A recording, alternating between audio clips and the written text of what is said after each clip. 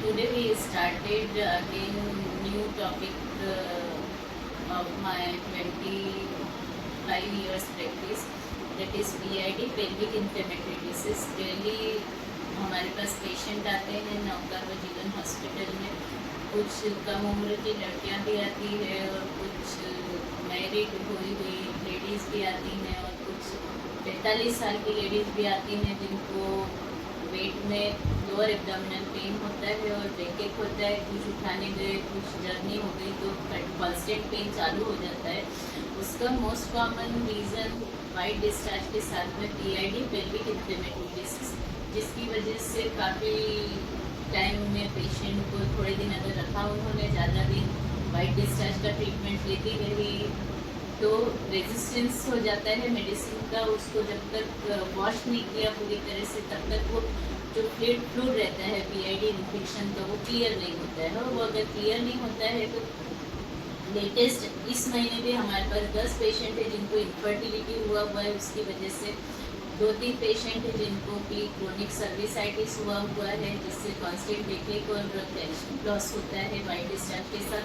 और कुछ पेशेंट ऐसे हैं जिनको कि वही क्रोनिक सर्विसाइटिस अल्सर में बदल के और कैंसर तक का स्वरूप ले लिया है।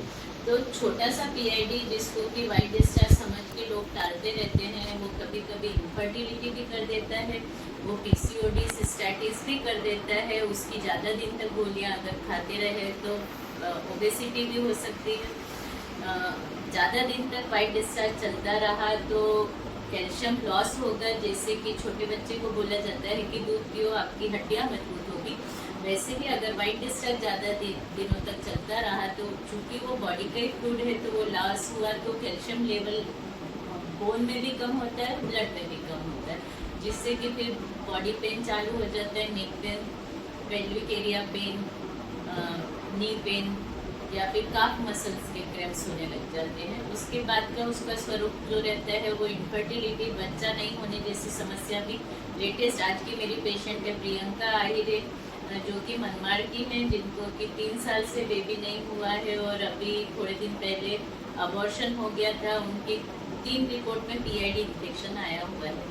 और एक मालेगांव की ही ध्यानिक है पेशेंट रितिका, जिनको कि 3-4 साल से बच्चे नहीं हो रहे थे PID की वजह से। जैसे ही PID का कोर्स कंप्लीट किया अभी उनको ट्विंस बेबी है।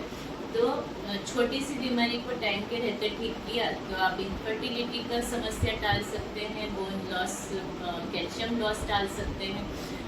उस ज़्यादा दिन तक ये चलता रहा तो उसकी वजह से फीवर, बॉडी एक, खाना कम जाना, ये समस्या भी आ सकती है जिसको आप टाल सकते हैं। और कैंसर जैसी समस्या या फिर क्रोनिक सर्विसाइटिस की समस्या को टाल सकते हैं। तो टाइम के रहते आप पेल्विक इन्फ्लेमेटरी डिसीज का ट्रीटमेंट करिए और गंभीर समस्याओं से बचिए। Thank you.